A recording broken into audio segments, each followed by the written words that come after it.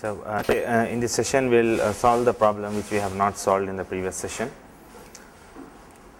So given data is process P1 which needs 7 kilobytes of memory, and process P2 needs 4 kilobytes of memory, and when process P1 comes, process P2 comes. After P2 comes, P1 gets terminated and memory 7 kilobytes will be returned back to the system. Then process P3 arrives, process P4 arrives. Now I have to show what is the at end how much memory is left in by following these algorithms. Okay, first fit, best fit. So let us see. It has been given that total memory in a system is 16 kilobytes. Okay, so we'll have total memory of 16 kilobytes. This is 16. Okay.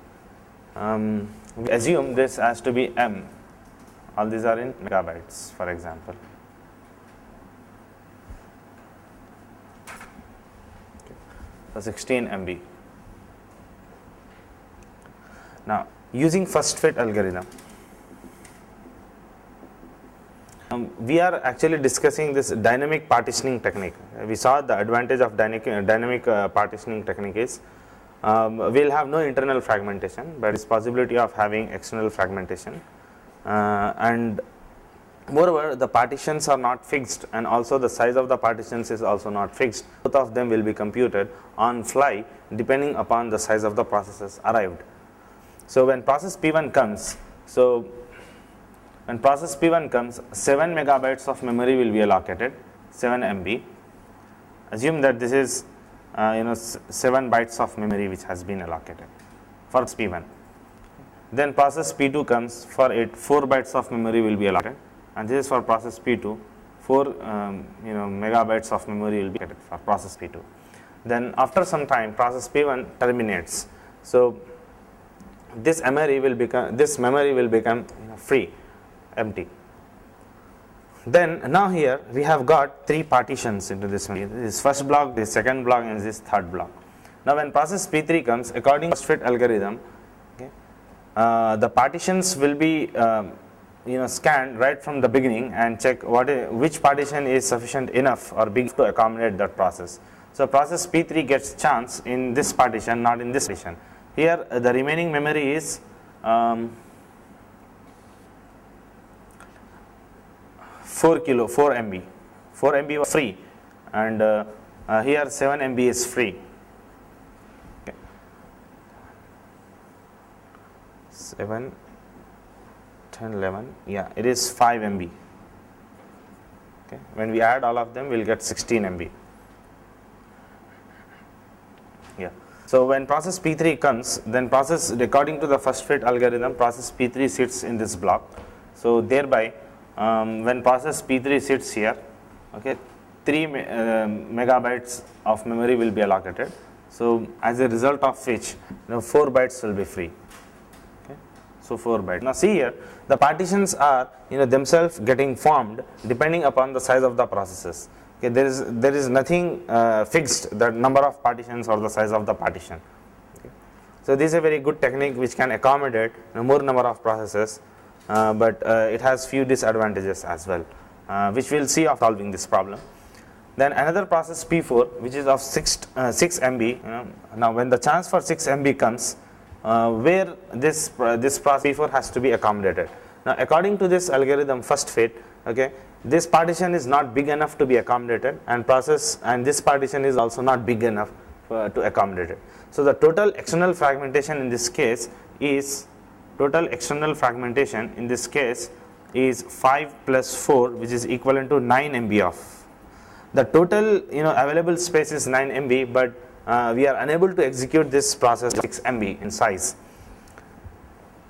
And in dynamic partitioning technique, always the internal fragmentation will be 0. There is no internal fragmentation, but there is chance of having external fragmentation.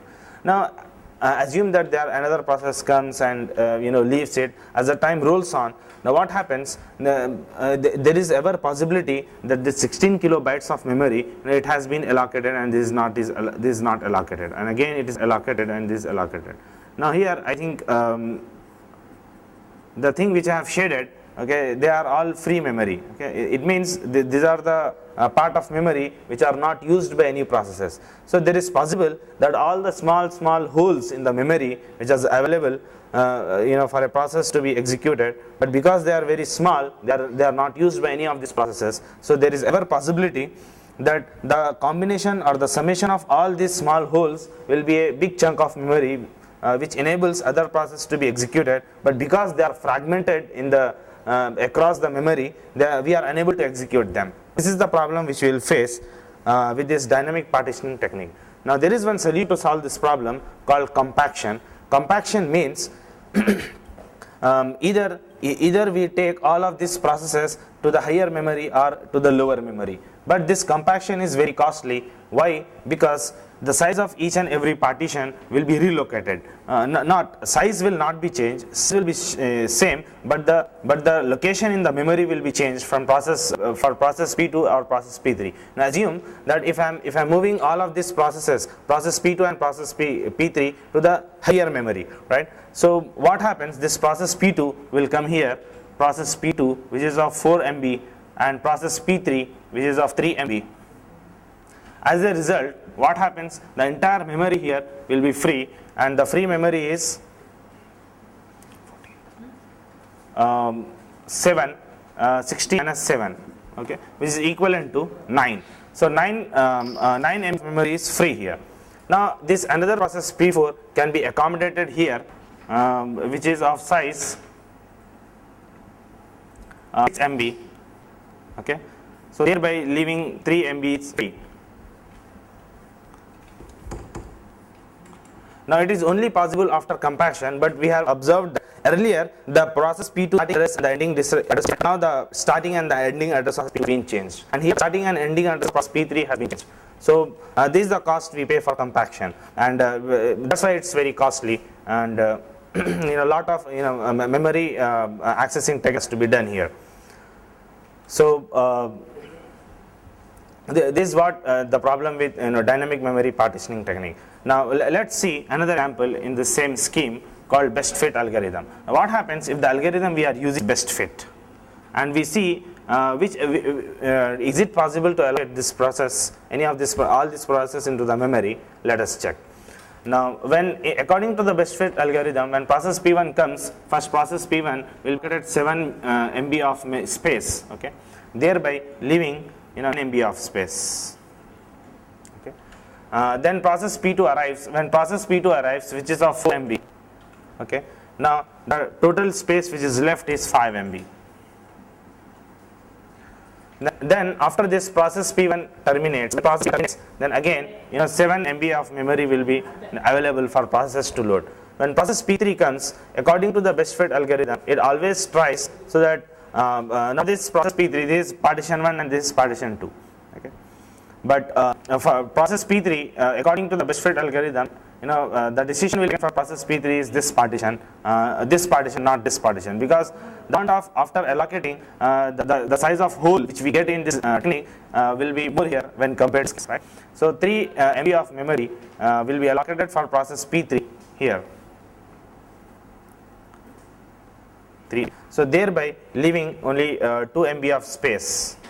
Suppose if I would have allocated here 3 MB, then a hole with bigger size will be possible. But here worst fit, the best fit is not best here, because it leaves there is possibility to leave small holes across the memory. Now as a result of which we get fragmented memory. Then we have to do compaction again. Then process P4 comes, whose size is 6 MB. So 6 MB it is allowed. Then process 4 will be allocated here, okay, and only 1 MB of is left. So from performance point of view, if you consider compaction, now best fit is not best, but whereas here it proves that for these sequences the best fit is good, because it allows us to load all of these processes. So process P1, P2, P3 and P4 have executed successfully using this best fit algorithm, right. So this at end, this will be the status of the memory, that P4 will be utilizing 6 kilobytes of 6 MB of memory, and here you have a whole of 1 MB, and then you have process P2 which is of 4 MB, process P3 which is of 3 MB, and another whole of 2 MB. So total fragmentation will be 1 plus 2, which is equivalent to 3 MB. Yeah. Now next we'll see buddy system. Remember that in buddy system always the memory will be allocated for partition which is actually the power of 2. Okay. For example, if I want to allocate a process P1 7 megabytes of memory, then 7 megabytes of memory will not be allocated because it is not possible to allocate in buddy system. Buddy system always allocate memory which can be expressed in power of 2. For example, if I want to allocate for process P1 7 megabytes of memory, then it is possible to allocate 8 MB because 8 can be represented in 2 power, 2 cube. Okay. So this memory, if process needs 7 megabytes of memory, it gives 1 MB extra in this. So now using this system, let us see how these processes, process P1, P2, P3 and P4 will be executed. So I have a memory.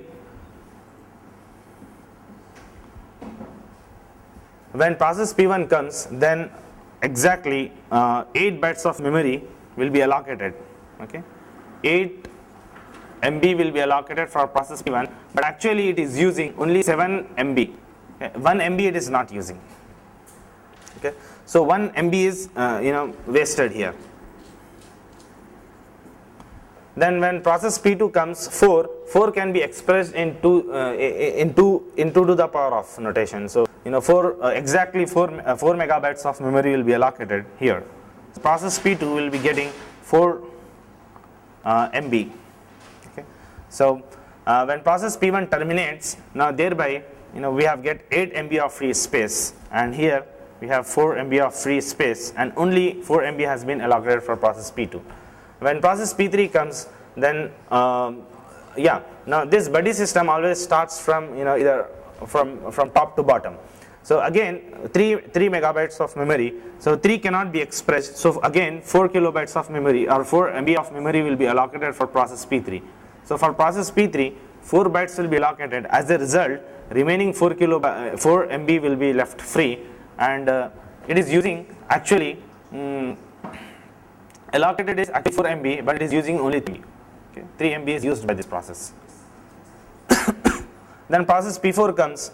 Then for process P4, I have to allocate 6 MB of memory. Okay, but 6 MB cannot be represented. So here the total available memory is 8 kilobyte, but it is not possible for this process to accommodate. Okay, but now it looks here. Now it's possible. It is possible using buddy system that this 4 kilobytes can be accommodated here. So this process P3 can be given here. Okay, it is actually using 3 MB, but actually it is using 3 MB, but allocated is 4 MB. Okay, now this process P4, now it can be executed here, which can enjoy the entire 8 kilobytes, but actually it is using 6 MB. It has been allocated 8 kilobytes. So it is also possible. Now as a result of which the process has been allocated 8 MB, but unnecessarily we have allocated 2 bytes extra here, and here 1 byte extra. Now in the previous situation using buddy system, if I am allocating this in the first block, I am unable to load this memory.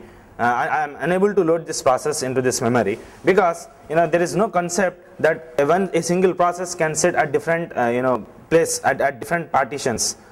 Here so far we saw all those processes, whenever their turn comes to sit in the memory, they sit continuously. They never non-continuously. But paging is one of the techniques which allows the processes to sit non-continuously in the memory. So we didn't discuss paging, but just to show you how it allows, we'll see the status, then we'll talk about deadlocks, then we'll start paging actually. Now using paging, here we are assuming that the page size is kilobytes. It means whenever any process needs a memory, then it will be allotted memory depending on pages. Okay, assume that it needs 7 pages, then how many pages I have to give it. Okay, I have each, so I have how many number of pages. The total amount of memory is 16 MB. and size of each page is, for example, 2 MB. I'm taking an example, right?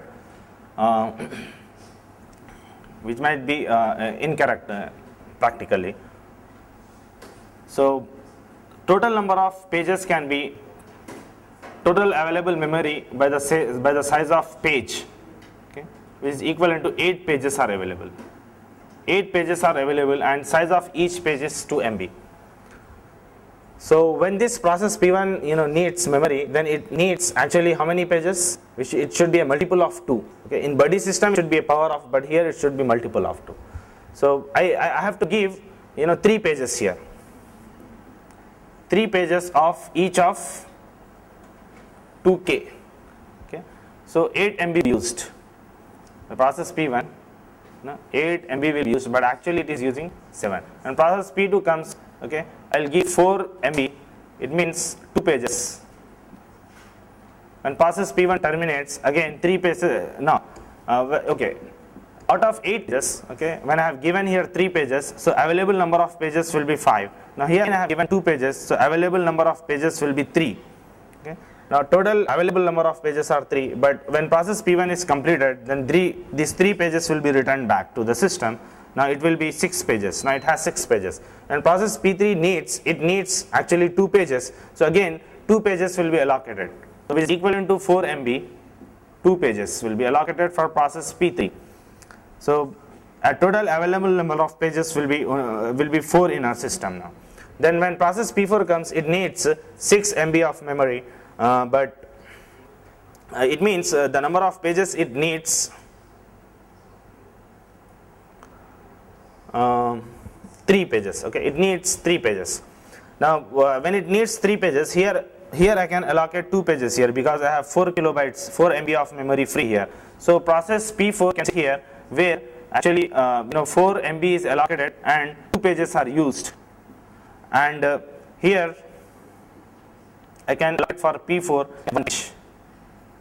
Now this is now in this situation we have seen that here it is using 2 pages means 4, and it is using 2 pages means 4, it is using 2 pages again 4, it's using 1 page means 2, 8, 12, 13, 14.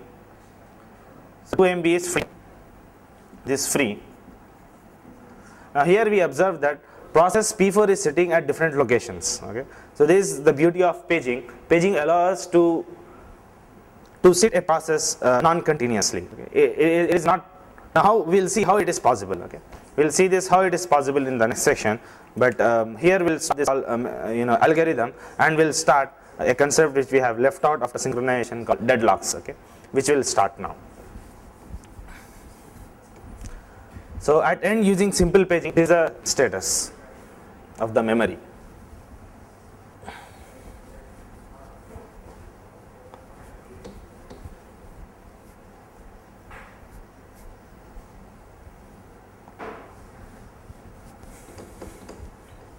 Now we'll see one of the undesirable situation in a system, which is deadlock actually, and see what are the different terminology associated with deadlocks and what kind of problems that can be asked as far as deadlocks are concerned.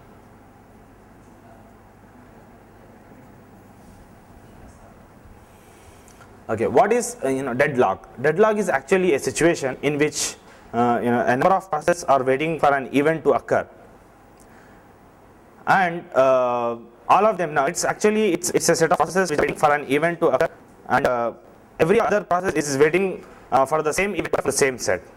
Meaning, suppose you have a set of processes, okay, process P1, process P2, and process P3, and process P4. Okay. Now all of them are waiting for an event to occur, and that event can be generated by the same process in the same set, and all of them are waiting for each other actually. So the situation is called a deadlock. So there is no precise definition, but if I would ask to define what is deadlock, then I would like to write it like this. What is deadlock means, if a set of processes are waiting for an event,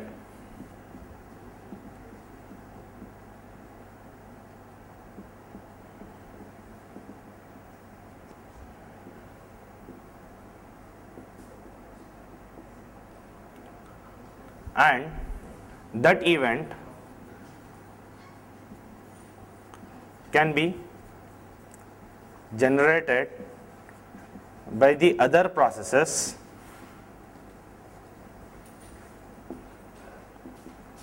in the same set.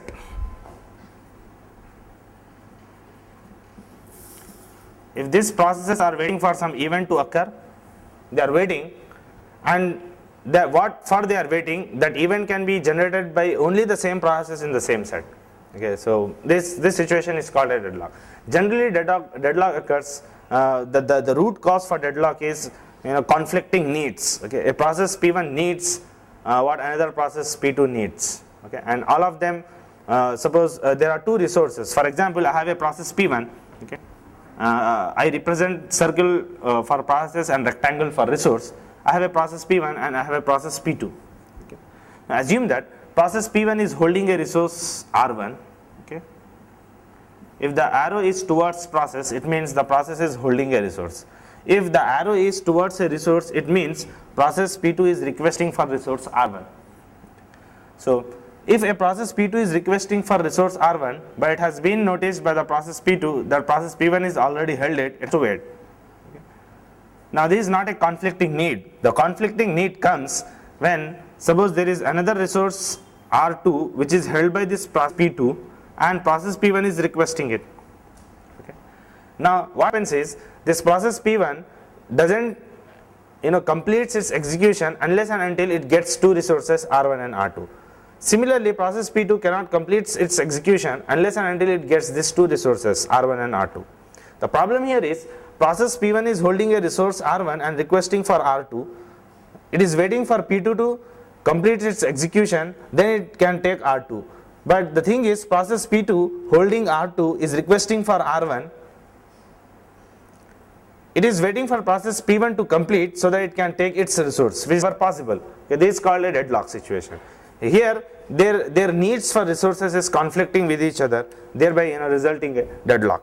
So this deadlock is actually it is possible in a system, but it is an undesirable situation. So one of the best policies generally which we follow is an ostrich algorithm that kills the process if they are involved in a deadlock.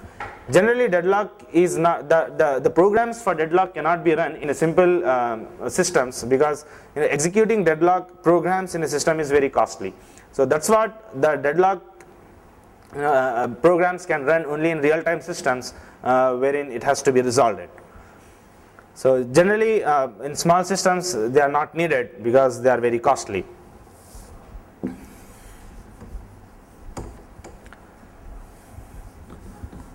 So deadlock is a situation. Why actually this deadlock has been is occurring?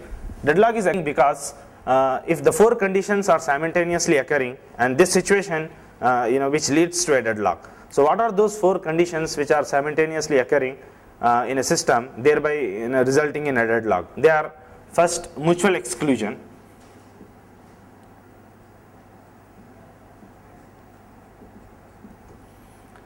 and second is no preemption;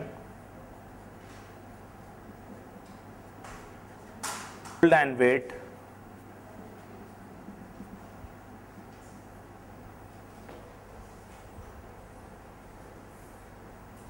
circular wait.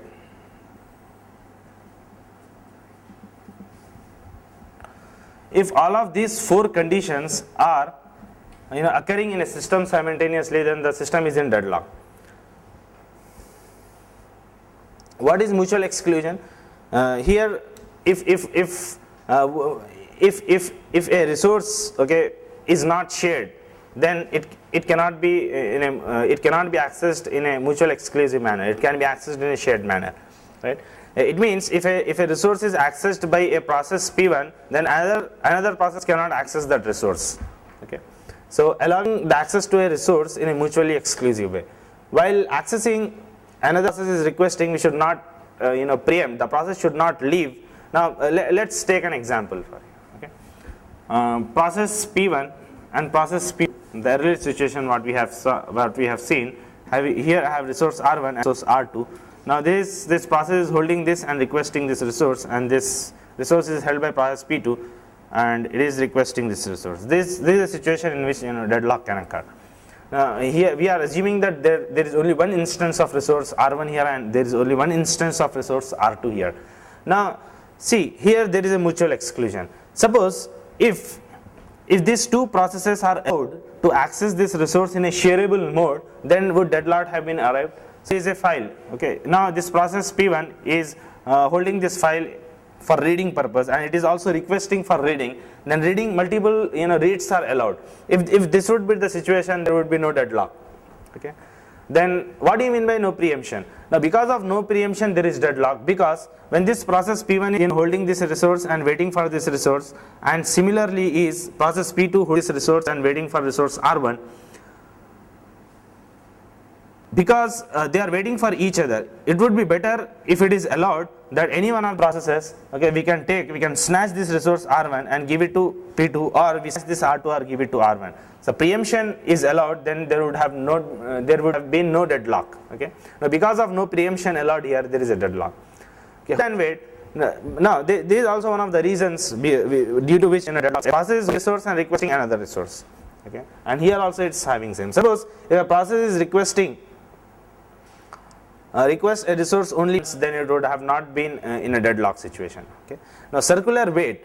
Now if you draw a resource allocation graph, then there should be no cycles. Okay. In resource allocation graph. For example, we have process P1 which is actually holding a resource R1. Okay. But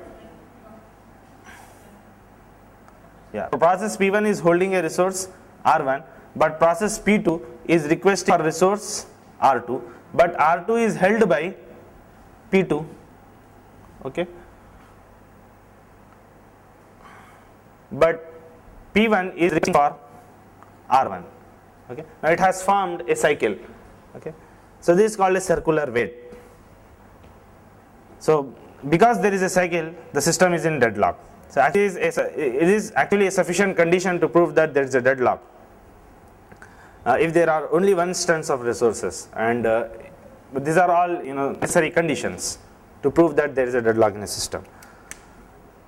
Now there is ever possibility that you may have a cycle in a deadlock, but still the system is not in a deadlock. Okay, let's imagine a situation wherein you have a process P1 and another process P2, and you have a resource R1 and another resource R2. When process 1 holds this resource requesting for it, wherein R2 is held by this and requests for this resource. Assume that we have two instances of these resources R1 and R2. Okay, assume that this is the situation. So when process P1 holds this resource, now process P1 gets R1, but whereas when it gets it, there is one instance of resources available which will be given for process P2. So when process P2 is given two resources R1 and R2, then process P2 terminates after completion. So when it terminates, it will give resources back. So again you will have two resources and one instance. When process P2 completes, now it is holding it, then process P2 while it was requesting it, okay, it was in a queue for requesting a resource, now it holds that resource. Thereby process P1 can run to its completion. So here in this situation, if you have, now when we observe here, they are all in conflicting. Okay, there is a cycle. If I draw this, there is a cycle. Even though there is a cycle, the system is not in a deadlock because the number of instances here are more. So if you got a cycle, then also we can this ensures that there is a sufficient condition to prove that it's a deadlock, but only if the number of instances for resources are only one. Okay, if there are multiple number of instances, then we have to check that whether there is lack of resources or not.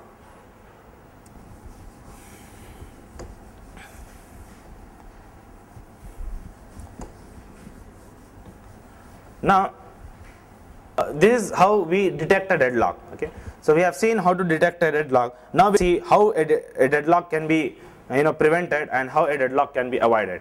Now actually there are two different algorithms which deals with them. Okay, one is called deadlock prevention algorithm, and another is deadlock avoidance. Now what is the difference between deadlock prevention and deadlock avoidance? we know that prevention is better than cure, right? Because before it happens, we need to put some conditions. Actually, in deadlock prevention, algorithms, they put few restrictions on the resources, so that when a process which is requesting that resource, okay, while it is requesting, it has to satisfy those conditions. Okay, when those conditions are met, then only the process will be allowed to access. So few restrictions will be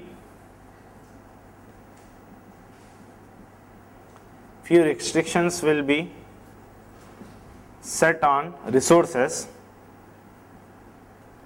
to access it. We know that generally requests are made by the processes. Now few restrictions will be there on the resources to access, and this process has to fulfill those restrictions, then only they will be allowed to access them. Okay. But whereas this is called deadlock prevention. It means if those conditions are satisfied, then giving access to this resource doesn't result in a deadlock. We avoided this deadlock. In other terms, we can say like this. There are 4 conditions, okay, which takes a system into a deadlock, which is mutual exclusion, okay, and hold and wait, no preemption, and circular wait. Okay, these are 4 conditions. So what do we do is in deadlock prevention, we'll try at least one of them or few of them, not to occur in a system, so that we can prevent that. Okay. So our focus will be here in deadlock prevention. But whereas in deadlock avoidance is, whenever process request is, will allocate. But dynamically, an algorithm will run which will take decision whether a process will be given a resource or not. Okay. Now, how this will be taken? How this algorithm will ensure that deadlock will never occur? It runs an algorithm. Okay, that algorithm says that if this, after allocating this resource, okay, if the system is in safe state, then we'll allocate the resources. If the system is not safe state, then we'll not allocate any resource. Okay, so here we'll check. Dynamically, we'll try to avoid the deadlock. Dynamically, try to avoid the deadlock by checking whether a system is in safe state or in unsafe state. What do you mean by safe state? Means it calculates that if a process is requesting few resources, if I allocate them, then with the after allocating, I will be having few remaining resources. With that available number of resources, is it possible for me to satisfy the needs of entire system? Okay. If it is possible, then the system is in safe state. If it is not possible, then the system is in unsafe state. Whenever the algorithm detects that it is an unsafe state, then it will never allocate resources to that process. If it is in safe state, it allocates. So it is a sequence of processes. Now it is possible that if you run a process P1, process P2, and process P3 in one sequence, okay, then the system will be in safe state, and it is possible that all the processes may run to their completion. But if the same processes, okay, if the sequence is changed, for example, then it is possible that the system may reach to unsafe state, thereby leaving the system in a deadlock. So the system always check, okay, what is the proper sequence so that the system is in safe state. If it is in safe state, it will allocate the process, otherwise it will not allocate a process. Okay. So there are few algorithms which are associated with them, and there is one algorithm here we'll discuss called Banker's algorithm. Okay. Now we'll quickly see what are those algorithms and what are the solutions and problems with those algorithms. First we'll see deadlock prevention, and then we'll come to deadlock avoidance.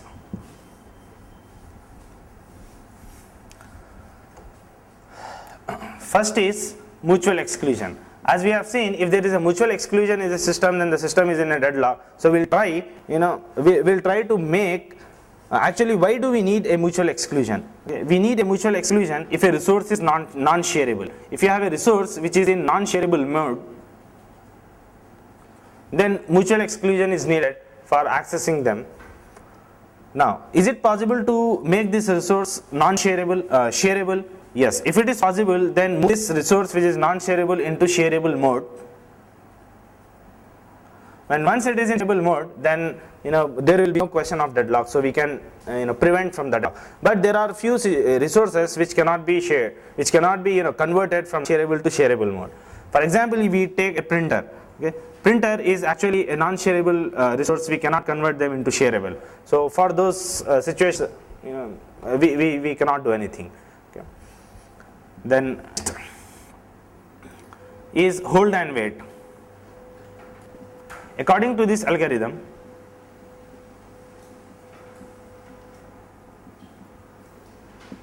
now there is one algorithm which says that, okay, if there is an hold and wait in a system, then there is a deadlock. Okay. Now how do we avoid this hold and wait then? Okay.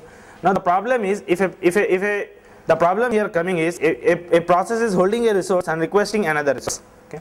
I don't want this situation. So what I want is, whenever a process is allowed to request a resource if it has none of the resources.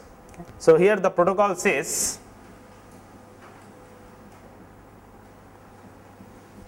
a process can request a resource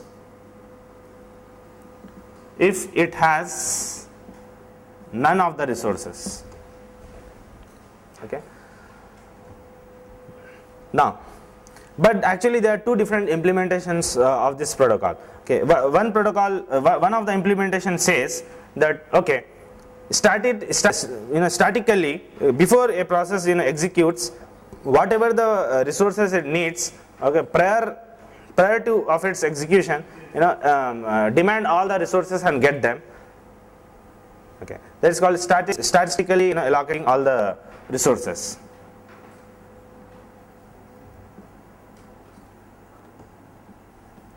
All the resources.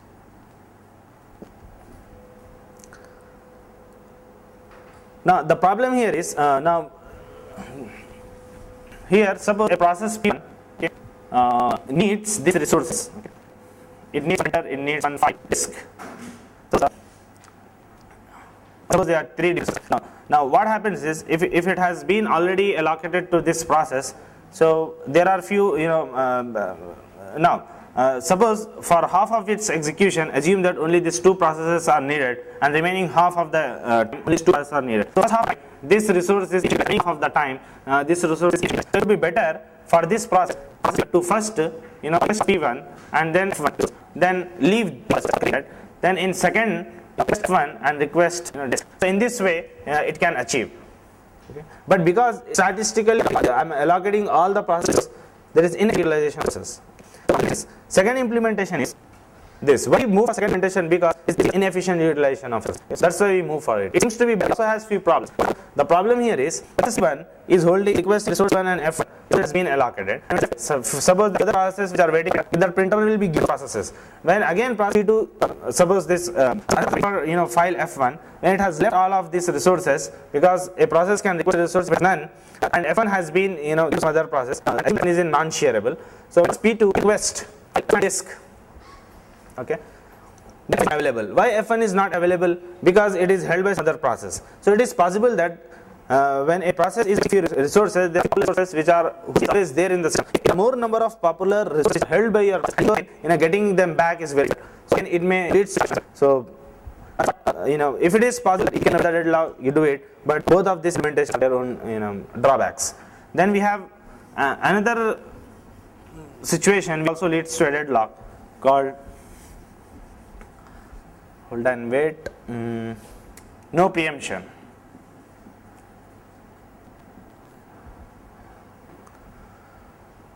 It means when a process is requesting a resource, then it should not be when a process is requesting a resource and another process is waiting for it, okay, by holding the another resource, like in this situation, process P1, process P2, and have resource R2. Okay, both of them are held, but okay, it's in a deadlock. If preemption have been allowed, then there is a chance of preventing deadlock. So how do I ensure that there should be a preemption? Okay, because of no preemption we got deadlock. So how do we ensure that there should be a preemption?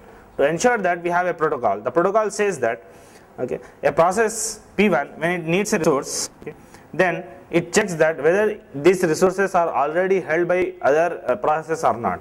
Okay, if it is already held by few other processes, then you look whether they are waiting for a few other resources or not. Okay, if they are not waiting, it means that they may run to its completion and they return these resources, I can resume my execution.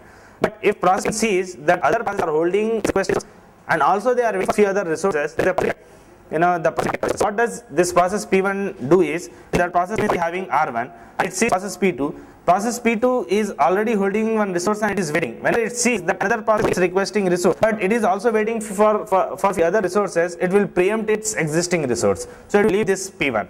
So when it leaves it, when P1 leaves R1, then this R1 will go into process P2 and process P2 run to its completion, then by return back this resource system, then system again allocates process P1 these two resources and process P1 also run to its completion.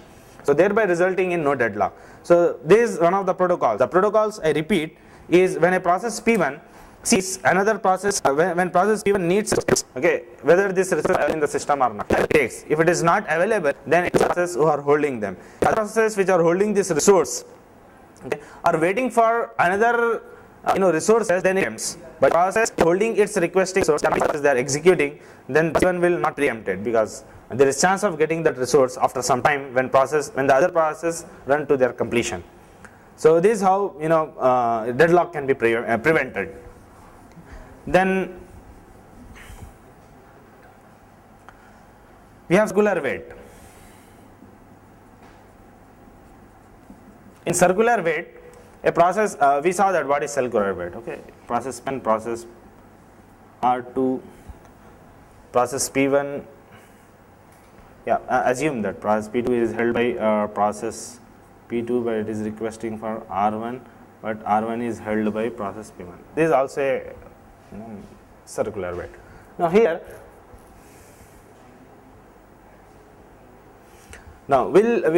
we have one protocol is that suppose if there are n number of resources in a system, okay, there are 5 resources, numbering to them 1, 2, 3, 4, 5. I will give numbering. Now a process P1, if it has none, then it can ask any of this process, but assume that if process P1 is having resource R1, then it can only ask all the resources, or it can only request all the resources which are greater than this.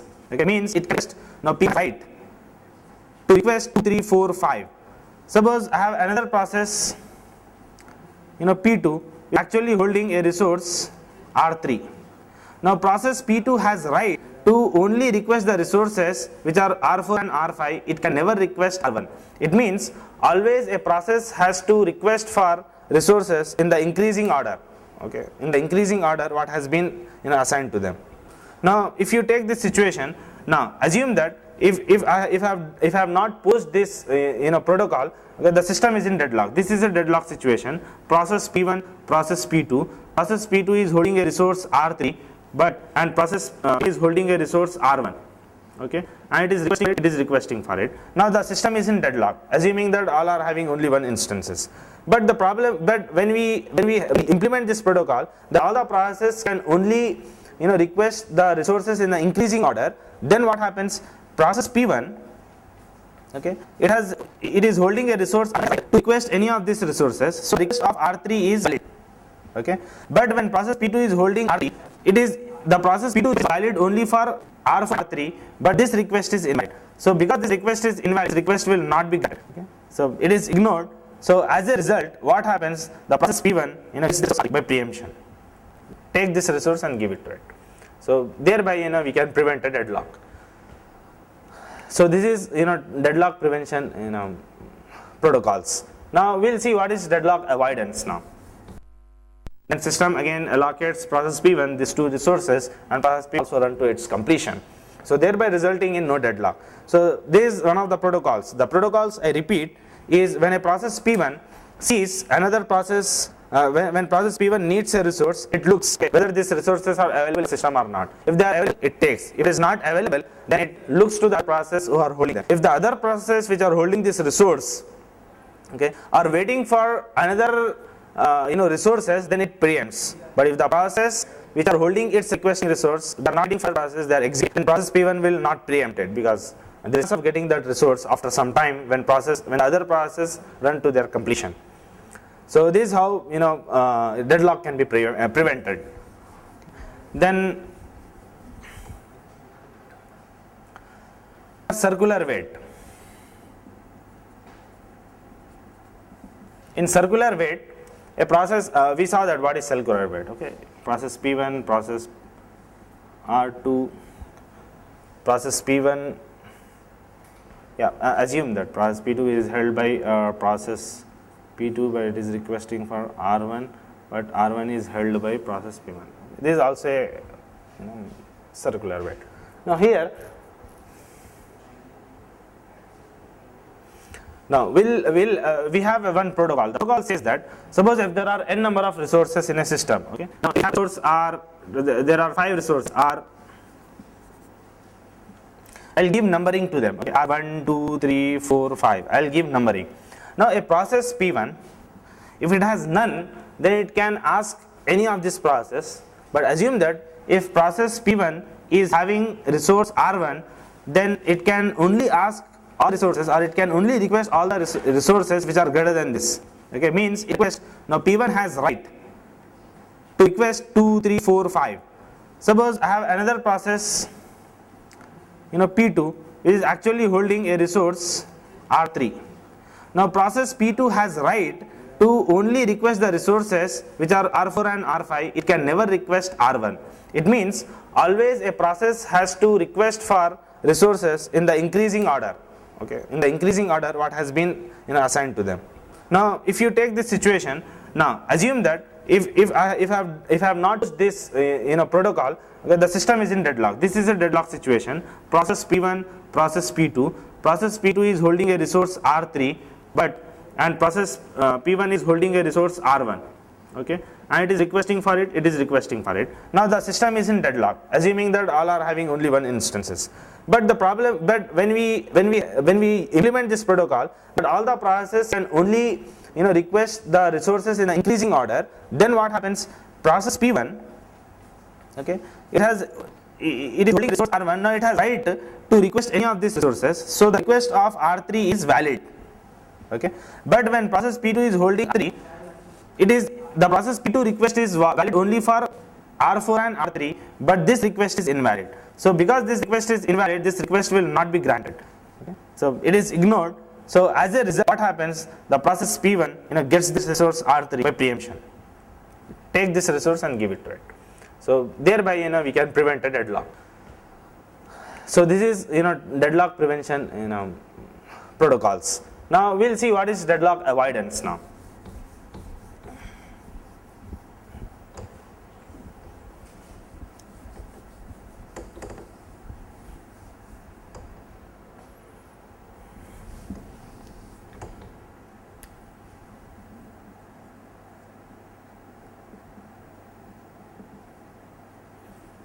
Suppose I have process P1, process P2, process P3. Okay. Process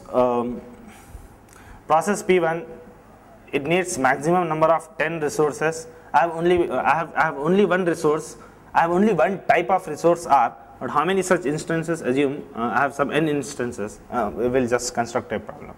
So it needs 4. It needs 10 or 6.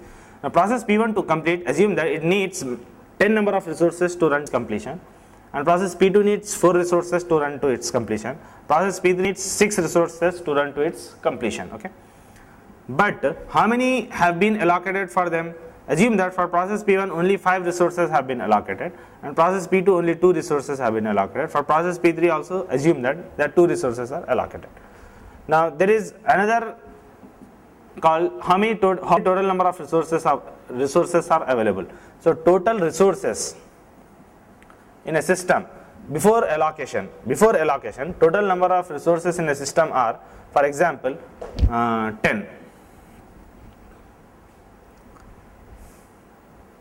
Or we assume that it is 12 example. Okay, if it is 12 for example, okay. So now